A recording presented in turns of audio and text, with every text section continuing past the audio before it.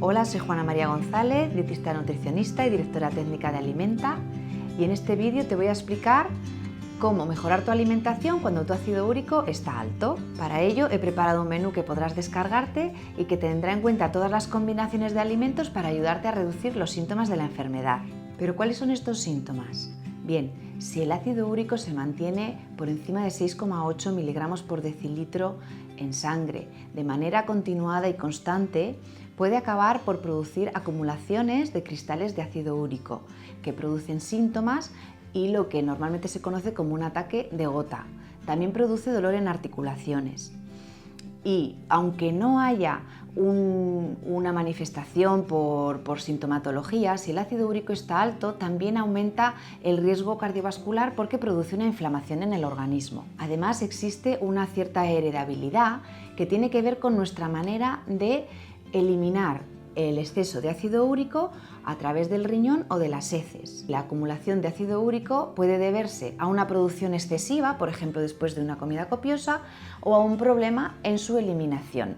Una dieta rica en purinas puede elevar el ácido úrico, así que el menú que te vamos a presentar tiene este aporte en purinas muy en cuenta. De todas formas, esta enfermedad es multifactorial, quiere decir que otras enfermedades pueden producir acumulaciones de ácido úrico, como la psoriasis, la anemia falciforme o algunos medicamentos. Además, hay otras enfermedades como la obesidad, la hipertensión o la insuficiencia cardíaca que están asociadas a un mayor riesgo de padecer ácido úrico alto. Y como último dato, los hombres tienen mayor riesgo de padecer ácido úrico en todas las edades, siendo la carga de la enfermedad 10 veces mayor entre los 40 y los 44 años. Pero ahora vamos al tema central del vídeo, que es presentarte el menú, que es bajo en purinas y te ayudará a reducir la sintomatología. Este menú es un ejemplo, pero a grandes rasgos lo que deberás hacer primero es aumentar la fracción de vegetales. Intenta que sea la mitad de tu plato o unos 200-300 gramos en cada comida.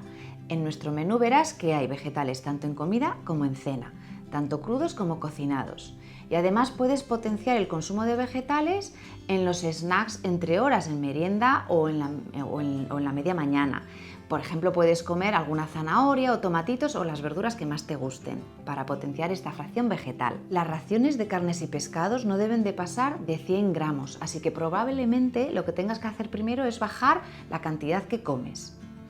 Para estar saciado, puedes aumentar la fracción vegetal porque los vegetales sacian, y también si necesitas comer más puedes añadir un poco de pan integral. El consumo de alimentos proteicos se debe de reducir tanto en la cantidad como en el número de veces que se consumen proteínas, carnes y pescados. En este menú no he incluido la carne roja por ser rica en purinas, y también debes evitar las vísceras como las mollejas, los sesos, las huevas de pescado o el hígado.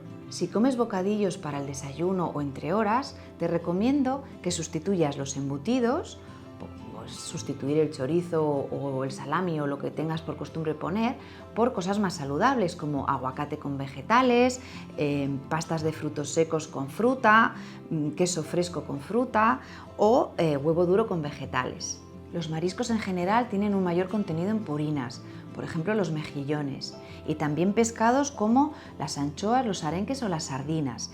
Y ten en cuenta también que tienen un alto contenido en purinas los caldos de carne o los jugos o extractos de carne. ¿Pero qué alternativas tenemos entonces para las fuentes de proteínas? Bien, he incluido el pescado porque ayuda a reducir el riesgo cardiovascular. Además, el pescado azul es fuente de ácidos grasos esenciales omega 3.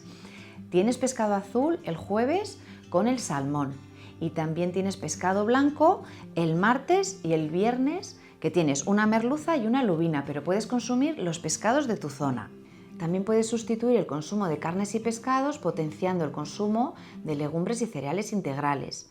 En este menú tienes 3 días de legumbres porque hay una ensalada de lentejas, hay unos garbanzos estofados y tienes un hummus con crudités, que es un paté de garbanzos.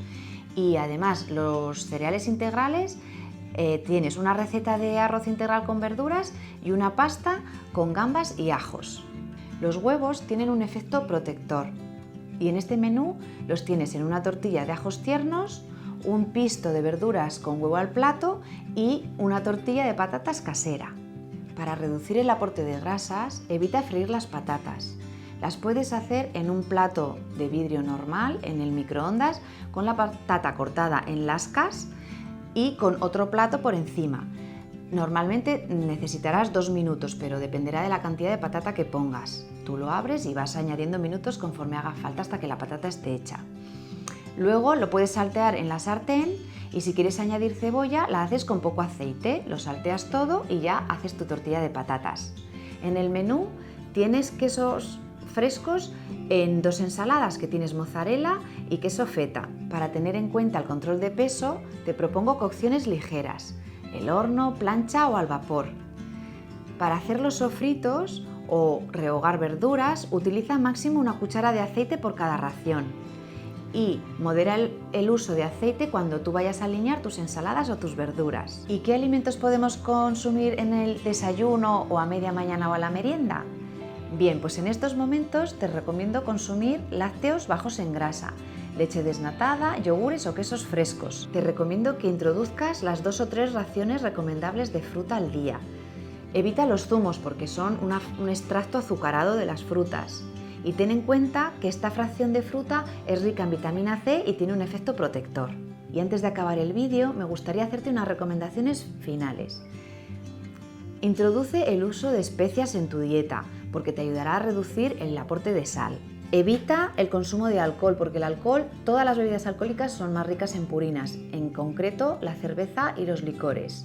Evita las comidas copiosas, porque aumentan mucho el aporte de purinas de tu dieta y pueden favorecer un ataque de gota cuando ya tienes el ácido úrico alto. Evita los refrescos azucarados y los refrescos ricos en fructosa y los alimentos ricos en fructosa. Así que te recomiendo que leas los etiquetados para ver que no tienen fructosa o azúcares añadidos. Y la bebida de hidratación más recomendable es el agua.